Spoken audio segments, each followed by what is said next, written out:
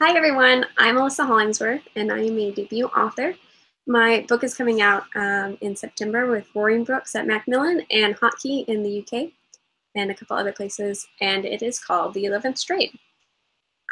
So besides being a writer, I also am a mentor with the organization Now Novels, so I do a lot of work with aspiring writers and those sorts, and I got my master's in writing for young people with Bath University. And actually, a lot of this workshop will be based off of things I learned at Bath Spa, so shout out to them because they're amazing. So for this workshop, we're going to be talking about finding your novel's core. And it'll be organized by, I'll start by doing short talks and then release you guys to do little writing exercises. And then you can come back, and if you want to share what you wrote, you can comment with it. You don't have to. And then I encourage you guys to kind of look at each other's comments to give feedback, and I'll also potentially give a little bit of feedback depending on how much time we have. So I see that you guys are already introducing yourselves. Well done. Just a couple of shout outs. Hi, Deborah. I think I have talked to you in emails or something. I'm also the website coordinator for Write On Con, so a lot of you, I have seen your names multiple times through different troubleshooting things. Hi, Jane. I love middle grade fantasy. That's one of my favorites. There's a panel that's going to go live in an hour that is actually me and two of my friends who are also new authors talking about stuff. And Sarah Driver is on that panel, and she writes amazing middle grade fantasy. Highly recommend. Hi, Trish. I like middle grade and YA magical realism too. I don't write it, unfortunately, but that's another story. Okay, so let's go ahead and kick off so that we don't lose too much time. So this workshop is kind of a part one of two, because I'm doing another one at 11 o'clock tomorrow about finding your catalyst moment, or the moment that changes everything, where your story starts. So this is kind of, it can be independent or you can do the two together. Either is helpful, I hope. So in order to kind of figure out what your story is about, where your story starts, you need to know sort of the overarching core of what's in the heart of your story. So one of my favorite ways to find this is actually a technique I learned from Lucy Christopher, who was my tutor at Bath Spa. And she taught me how to identify plot and narrative. So you need both plot and narrative to hook a reader. It takes a lot of revision to get the balance for this right, but hooks that instantly immerse you in the story have the plot and narrative in common. They're working together to pull you in. So for instance, in the opening of the movie Hugo, the action, which is the plot that changes everything, is when your protagonist tries to steal a mechanical mouse and is caught. But the reason he's stealing the mouse is his narrative goal. So he wants to repair the only thing left of his father. Boiled down, that means he wants family. That's his narrative. The story doesn't give us all the information up front, but those two pieces, the plot of him stealing and the narrative of what he wants, are what instantly make us interested in this character. So what do I mean by plot and narrative? Plot is what happens externally to your characters, and narrative is what happens internally. These are your big draws for the story and things that will compel the reader forward. You want to come up with the most interesting combination of plot and narrative questions. So here's an example using my debut, The 11th Trade. My plot question is, will my protagonist, Sammy, get back an instrument that was stolen? And my narrative question is, will Sammy gain a community? So I then will write down yes/no answers to these questions and try to find the most interesting combination. And I was going to be really super secretive, but in the shower this morning, I actually figured out that what I had assumed was my answers wasn't actually quite right. So I think that I'll go ahead and spoil you gently. So my plot question, a better plot question for me would actually be, will Sammy get back the instrument that was stolen through his trades? And then will Sammy gain a community? And the plot answer for that is actually no, he will not. And the narrative answer is yes, he will. So he doesn't get the instrument back through his trades, but he does get the community, which is what he really needs. So that's an interesting combination because the two working together makes for an interesting story dynamic that hopefully would pull readers in. So let's focus on plot for a second.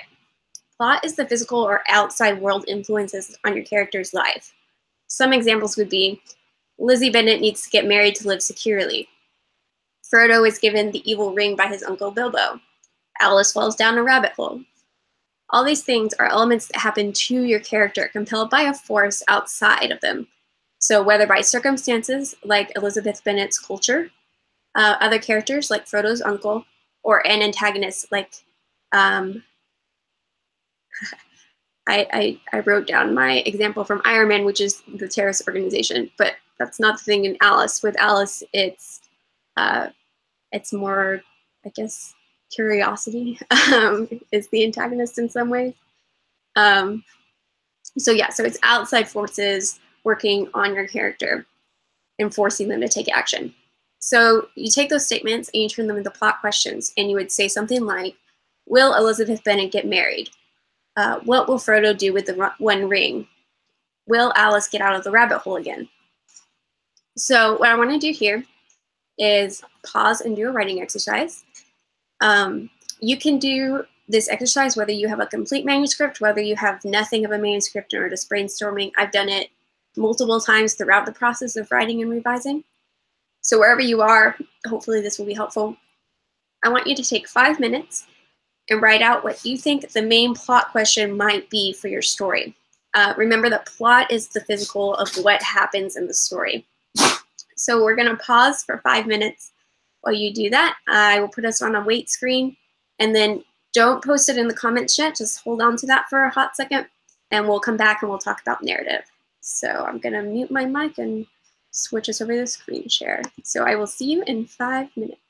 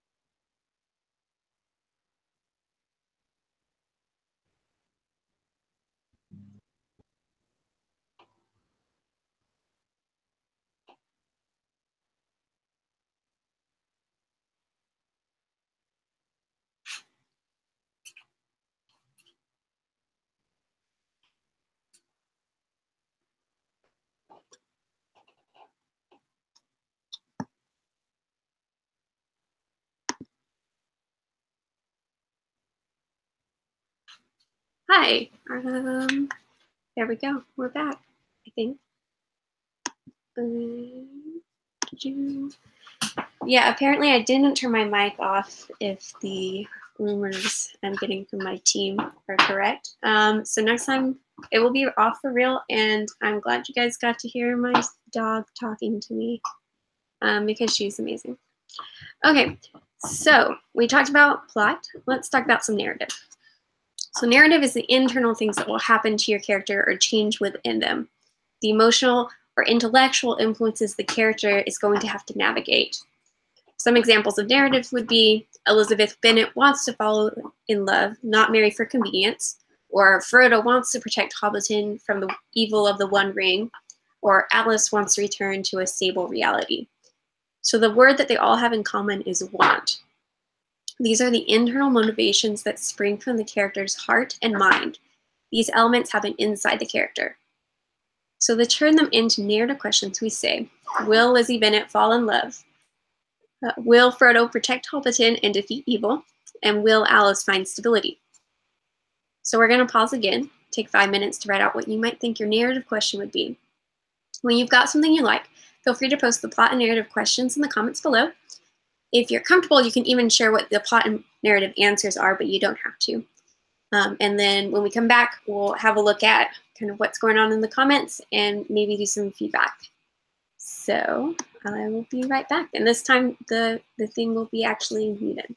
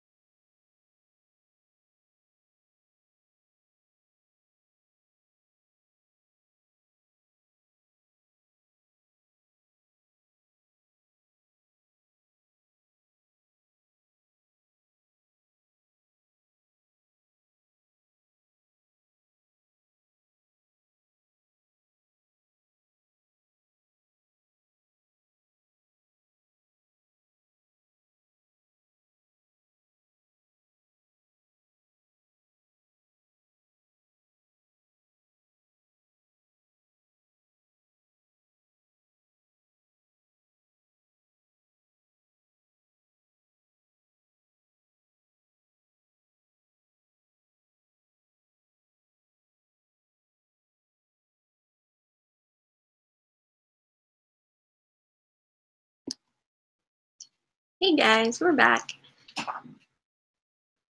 Okay, so let's look at some of what we have got. Okay, Ganitha, that's a cool name. Writes, plot question or external goal. Will Razmi gain control of her dreams before they hurt anyone else? And the answer is no. That's nice.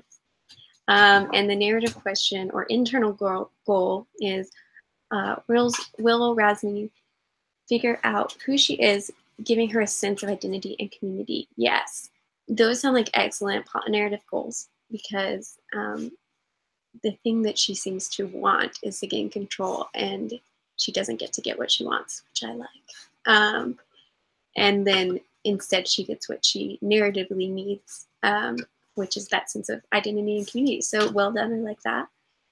Jane writes, Will Kinzik, sorry, I'm terrible at pronouncing like real names, so it's just me, it's not you.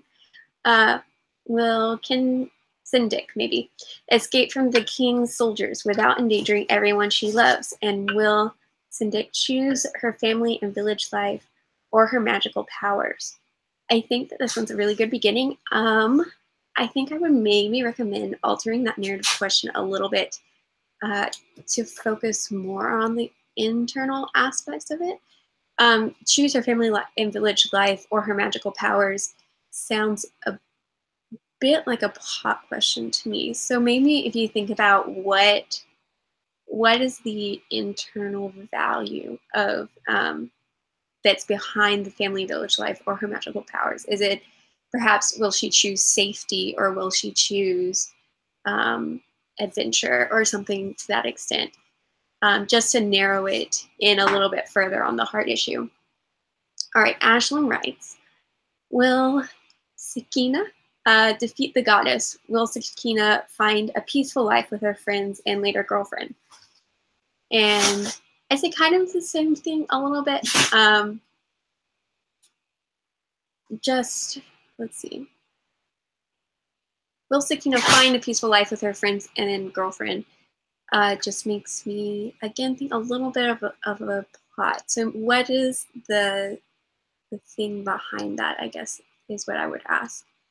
And then also, will Zoe cure her beast? And will Zoe find love and gain confidence? And that one's a good one. I like that one too. There's a good external cure her beast and then internal the emotions that will go behind her motivation. Let's see. We have plot. Will Jamie be able to earn the money he needs to get his apartment back before the end of the month? That's a good, nice, specific plot. And the narrative, will Jamie learn to live a good life without his twin sister? I like that too. Potentially you could tweak it a little bit and say something to the effect of, I'm trying to think of a less cliche way of saying something like, will Jamie learn that he can be okay? But again, and I'm a little bit nitpicky when I look at these plot narrative things. I do this all the time with the new writers that I'm mentoring. And the reason I'm nitpicky is just because I really like to help hone that focus, and I think that helps you as you're applying it to the big picture. There's lots of stuff that can go in under the layers of what these like simple sentences are, because obviously these simple sentences aren't your entire book. Like if they were, you wouldn't write the entire book. But if you're really specific in what you know, especially the internal I think is always the harder of the two. Then that helps you make sure that each scene, each chapter, each character arc is really working to the most effective, that it's the most effective it can be at conveying what that emotional thread of your story is. And different people prefer, some people are more plot people, some people are more narrative people. I know that I am someone who really likes a good plot that's really backed up by a very strong narrative. And And that might be why I think about this. I'm also someone who knows that I struggle a lot with the internal emotions and motivations of my characters. So that might be another reason, because the things that you pick out in other people's work are normally the things that you really struggle with yourself. Fun fact. So yes. So that's why I'm a little bit nitpicky about the exact wording, just to kind of help you develop it in your mind exactly. Let's see. Hannah writes, will Caden and the last of the survivors of humankind win the war against the monsters? And will Caden manage to retain her humanity? I like this one too. Nice external monsters definitely happening on the outside of your character, good external circumstance. And then retain her humanity, I think, is really interesting. And it also makes me immediately think, is humanity that different from monsters? And that's a good sort of question that I assume your novel would wrestle with a little bit. Gwendolyn, hi Gwendolyn, I remember you from Charlie's talk. She really liked your name. Will Flynn find his cousin who's been lost? And the answer is yes. Will Brina be allowed to see the world outside of the Fire Clan? Yes, but not in the way she was planning. Will Flynn be able to have his family together again? Yes, but oh, sorry, that's my dog. Hey. Okay, she was let out. Will Flynn be able to have his family together again? Yes, but with some new additions. And will Abrina find friends and acceptance? Yes, but not where she was looking. I take a little bit of a closer look at the Flynn narrative question. Again, I wonder if the actual narrative is, will Flynn find the belonging that he needs, or something to that effect. And will Abrina find friends and acceptance? I think is good, especially acceptance. I think is always a really strong narrative and a really great one for middle grade, and especially for YA, I think. So cool. Oh, we got one more. Here we go. Christine writes, will Pearl win back her freedom from the Red Queen in time to make it back home and save her mother from being committed to an asylum? And will Pearl learn to trust her own mind? Those are good. Those are both good. External Red Queen, we see our antagonist, and good internal Pearl's struggle with her own mind. All right, so let's go on and talk about how we kind of combine these two things to make a logline. So now that you have your two questions and your answers, we know what the core of the story is about, more or less. So then we turn it into a logline. And a logline is a sentence that captures the center of your story. You can do individual loglines for specific characters, which is what I do actually when I'm developing characters. But for today, we're going to see if we can do one for the entire story, get it all into one sentence. So look back at your plot and narrative questions and then turn them into a combined statement. That is the sort of trick. So, for instance, Elizabeth Bennet needs to be married to live securely, but she wants to fall in love, not marry for convenience. Frodo is given the One Ring by his uncle Bilbo, but Frodo wants to protect Hobbiton from the evil the One Ring brings. And in my novel, Sammy needs to get back the instrument that was stolen, but he cannot do it alone. So you can tweak the wording a little. It won't be an exact match most of the time, where you just put them together and it's like, oh, it's a sentence that makes sense. But you can take the two concepts from both and put them together in a sentence. So the logline should capture the main conflict of your story, which is the but statement. It helps you determine what needs to be in front of the reader in the very first chapter, which is something we'll talk about more in the next workshop on Sunday. But yeah, it's the main conflict that's going to be the main hook for your story, and it should encompass both the plot and the narrative. So let's take another 5 minutes. We'll do 5 minutes to write our log lines. Again, if you're comfortable, you're welcome to share it in the comments and we'll do some feedback.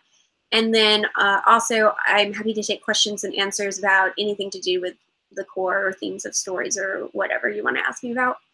And we'll do that too as much as time allows before the end of this session. So I'm going to show you my dog real quick. Well, my sister's dog is right here. Okay. Because I've been told hashtag show us the dog is happening. Oh, there's the baby. There we go. This is Gladys. She wishes you all very well. Okay, so I'm gonna mute my mic and I'll see you again in 5 minutes.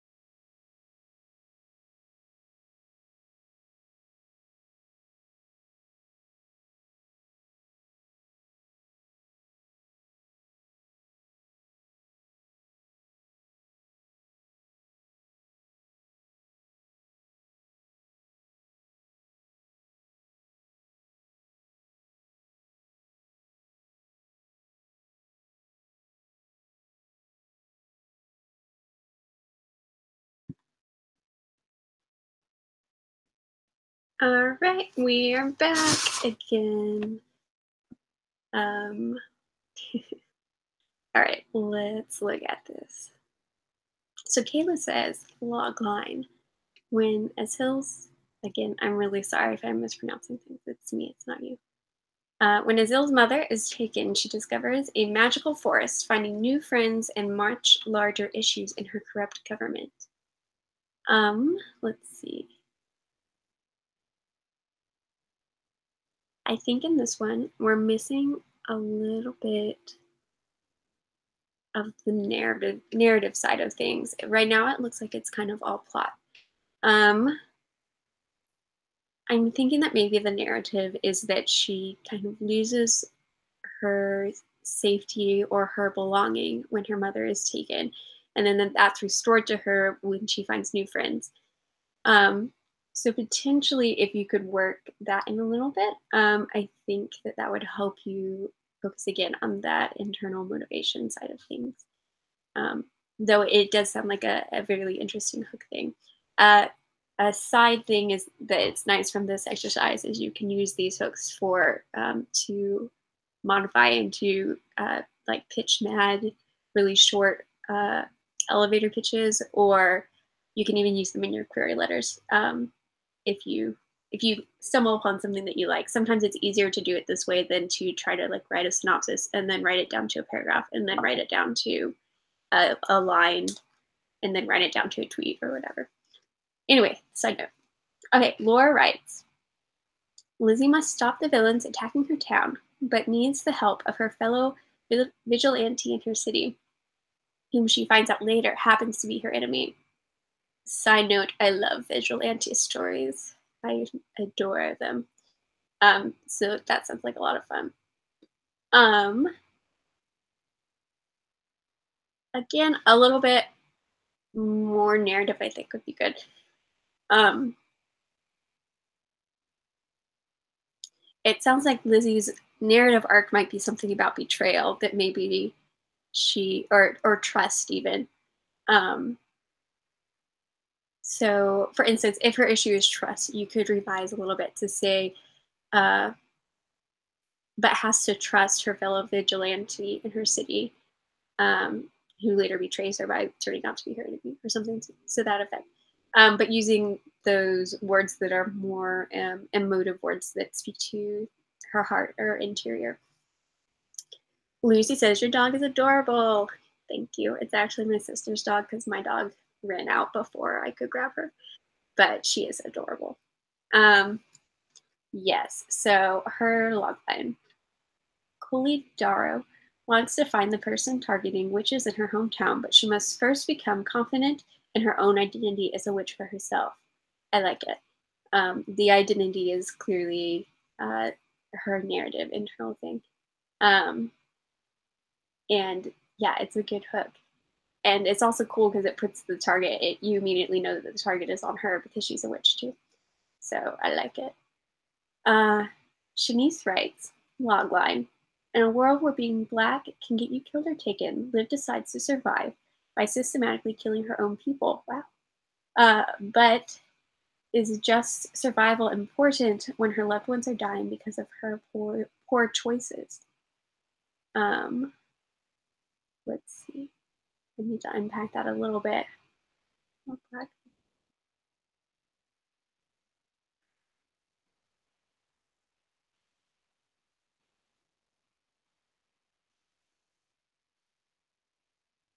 Now my dog's sniffing at the door, wanting to come back in. Um,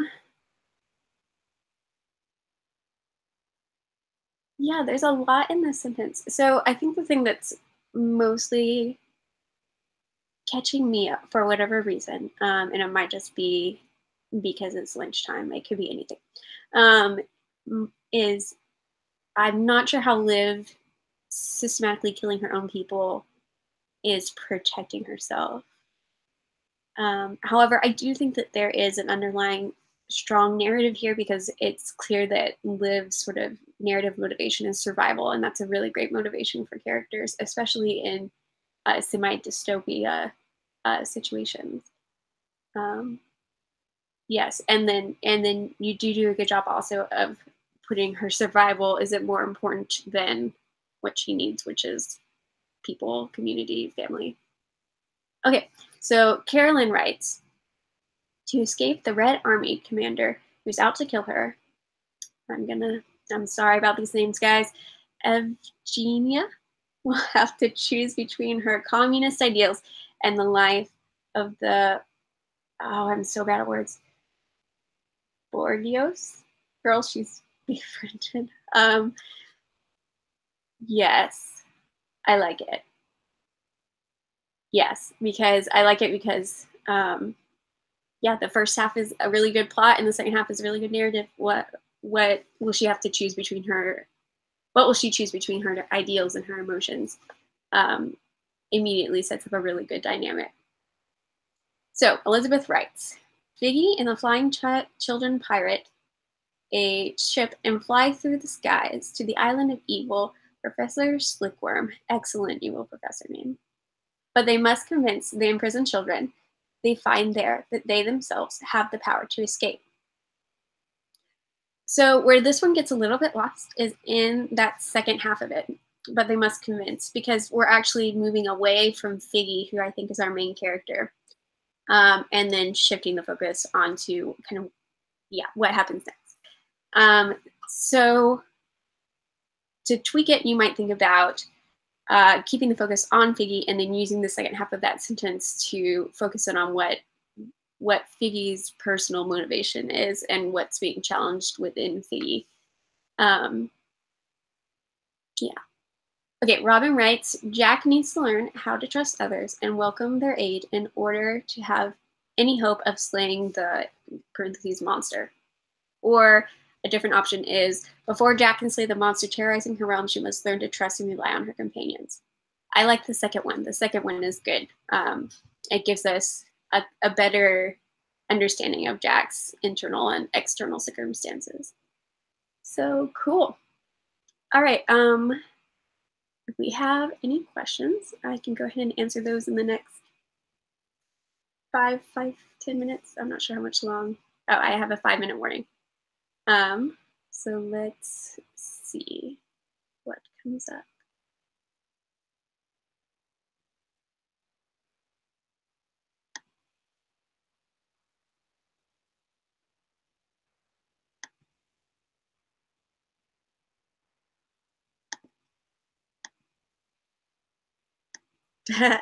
Hashtag the dog is adorable. I appreciate it.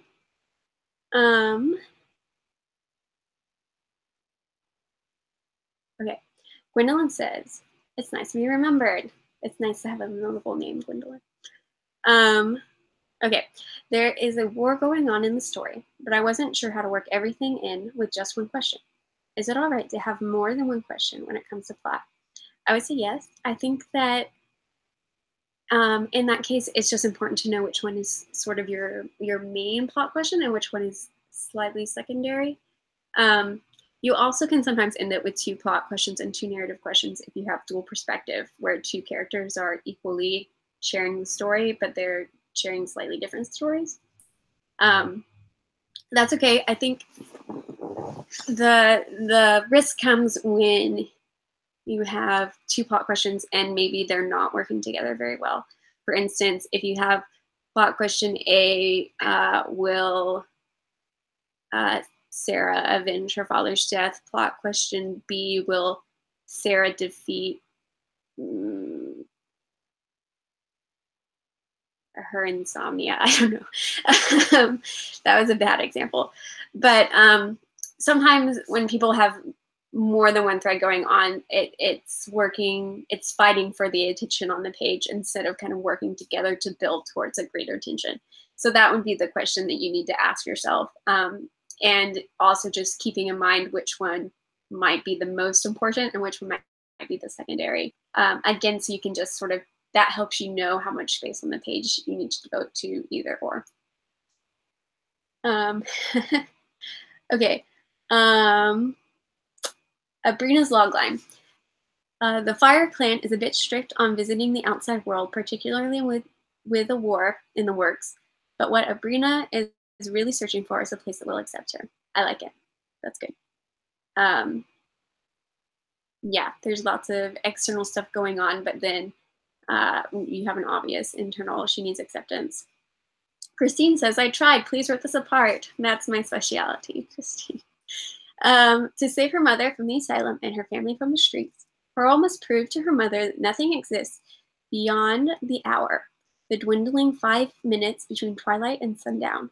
But what she finds when she steps beyond her doorway is a whimsical world enthralled by the evil magic of the Red Queen, who has pre-written Pearl's steps since infancy. To survive her, Pearl must learn to trust her own mind despite the deterioration of her mother's. That is a long line. It sounds like a really interesting story, though, I will say. And I didn't feel crazy lost while I was reading it, which is, so obviously you're doing something right. Definitely. Let's see.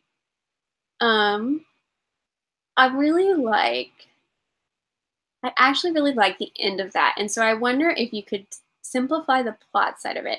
So,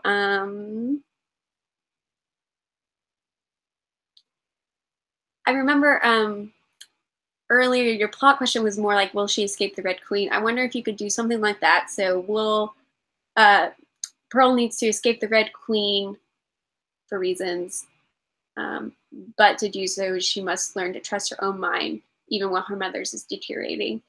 Something like that. So just simplify the plot side of it. You don't need to explain quite so much in this exercise for the purposes of this exercise about exactly what's happening. But if you could parse that down into fewer words, I think that that would be good.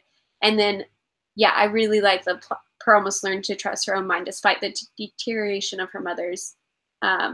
Immediately has some really nice emotion behind it. Okay, Vanitha, I'm sorry, asks, does author's voice come into play in the logline? It does sometimes. So Lucy Christopher, who gave me this kind of exercise / inspired it, has a book called Stolen that's really popular and it's cool and you guys should check it out. But the back blurb of her book, of course, I'm not going to remember it right now off the top of my head. But it's literally just a few sentences, and it's basically what her log line is, just parsed down into short little sentences that perfectly mirror her character's character voice, which is really cool. And if I had thought ahead, I would have gotten that to show you guys, but you can look it up. So sometimes it does encompass your voice. It's not necessarily important because your logline is mostly for yourself, unless you put it in a query or in a pitch war thing. If you can get it to capture some of the character's voice, I always think that that's good because it's always cool when you can. It always tells you that the writer really knows their character when the voice comes into something that's not actually the fictional writing, if that makes sense. So in query letters, in synopsis, in log lines, when I get a sense of the taste of what a writer's book actually feels like, then I know that their voice is really strong. And yeah, so that's good. If you can work it in, but don't force it. Don't try to be gimmicky. And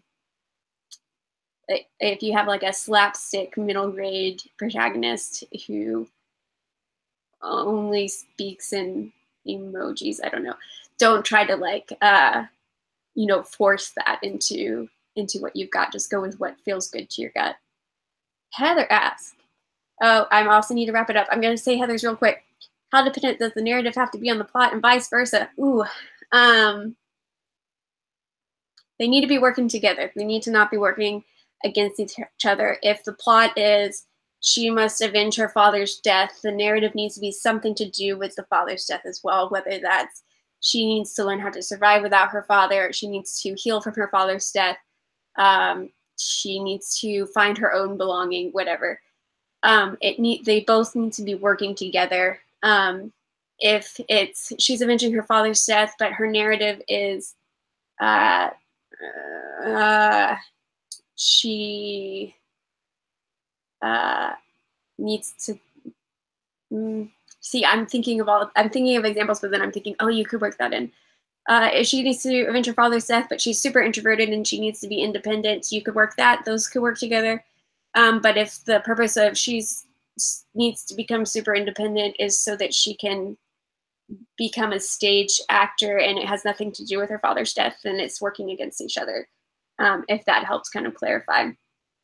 Yeah, and a good practice is to take characters and stories you're really familiar with and do like what I did with Pride and Prejudice, with Lord of the Rings, Alice in Wonderland, and actually write out what you think the plot and narrative questions of those stories are, and then you can kind of examine what's going on.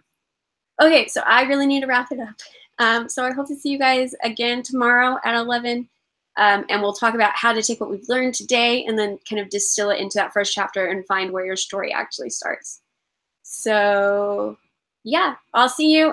Check out the panel at 12 if you want to hear both a terrible excerpt of something I wrote when I was 11 and also an excerpt from my debut. It's hilarious. There's animated people. And I'll see you guys around the conference. Bye.